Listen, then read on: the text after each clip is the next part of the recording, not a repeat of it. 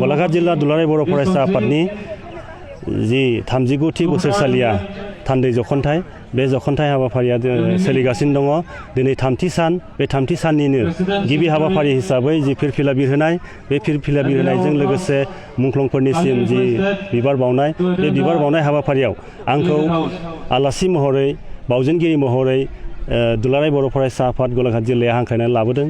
बे लाबोनायाव आं दिनै मुंख्लंफोरखौ गोसोखांनानै दिनैनि बड'लेण्ड मुभमेन्टनि जाय बिथांमोना गावनि आगोमा जिउखौ जाथि हारि राव थुनलाइखौ फोथांलांनायाव जिउ बावलांबाय, मुंख्लं जालांबाय, बिथांमोननिसिम आं गलाघाट जिल्ला दुलाराय बर' फरायसा आफादनि बोसोनगिरि हिसाबै बिथांमोननिसिम रोजा रोजा साबायखर आरो सिबिनायखौ जासिनानै आङो दिनैनि नैबे मुंख्लं फोरनिसिम जि बिबार बावनाय, बे बिबार बावनाय हाबाफारिखौ आं दिनै बावजेनदों आरो आं बेवहाय गलाघाट जिल्ला दुलाराय बर' फरायसा आफादखौ बे हाबाफारिखौ मावफुंनायाव आंखौ बिबान होनायलाय हांख्रायनानै लेंहरनायखाय आं बिथांमोननिसिम रोजा रोजा साबायखर बावनानै आङो आंनि हाबाफारिखौ मावफुंदों।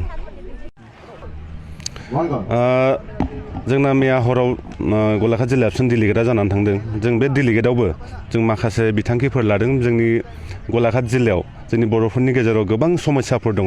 जों गोबां हारि माहारिफोरजों गोरोबनानै थानो लुगैया जायो। बेनिखायनो जोंहा गोबां समस्या ओंखारो। जों बे समस्याफोरखौ बोरै समाधान खालामनो हायो जों मैया सावरायलायदों आरो माखासे जों बिथांखि लादों। गिदिर गिदिर समस्याबो दङ, बिनिबो जों बिथांखि लादों। जेरै जोंना बर्डारनि समस्या दङ, आसाम नागालेण्डजों एकदम नांजाबनाय एरिया जोंनि गलाघाट जिल्लाया। बेनिखायनो जों बर्डारनि समस्याखौ जों बोरै सलुसन खालामनो हायो जों बेखौ सरकारखौ नारसिननो थाखाय जों मोनसे रिजलिउसन लादों। आरो जोंनि गेजेराव बर' मिडियामनि समस्या दङ।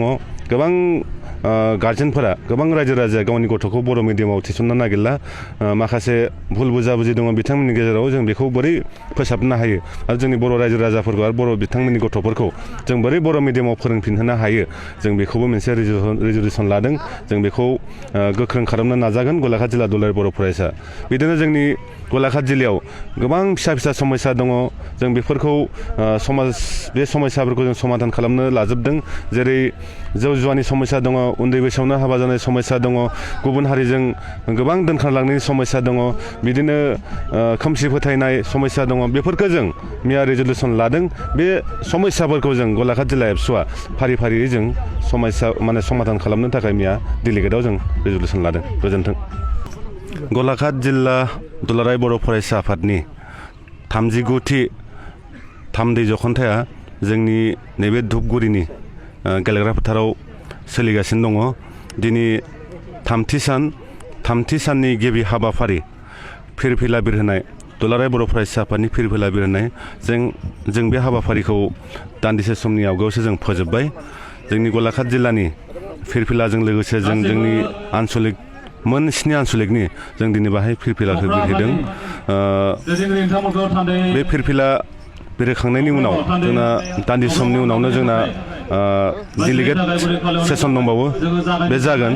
बेनि उनाव गुबुन गुबुन हारि माहारिनि मोसानाय दिन्थिफुंनाय हाबाफारि दङ, बेबो जागोन दान्दिसे समावनो। बेनि उनाव जोंना गेवलां मेल दङ 12 बाजियाव। बे गेवलां मेलाव जोंनि दुलाराय बर' फरायसा आफादनि मानगोनां आफादगिरि मुस्रि दिपन बर' बिथाङा बाहागो लाफैगोन।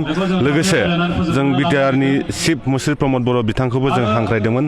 बिथाङा माखासे नागारहायै जाहोननि थाखाय जोंनि नैबे जथुम्मायाव बिथाङा बाहागो लाफैनो हानाय नंला। बिनि सोलायै बिथांनि जायगायाव जोंनि सिगांनि एबसुनि दुलाराय बर' फरायसा आफादनि मानगोनां गाहाय नेहाथारि आरो दानि MLA मुस्रि लरेन्स इस्लारि सारा जोंनि गेजेराव फैगासिनो दङ। बिथाङा जोंनि गेवलां मेलाव बाहागो लाफैगोन। बिदिनो जों गोबां आलासि जोंनि नैबे गेवलां मेलाव हांख्रायदों। गोबां आलासिया बाहागो लाफैगोन। जोंनि गुबुन गुबुन जोंनि लोब्बा थानाय आफादफोरखौ जों बाहाय हांख्रायदों। बिथांमोना गासिबो जोंनि बाहाय बाहागो लाफैगोन होननानै जोंनो खोथा होदों।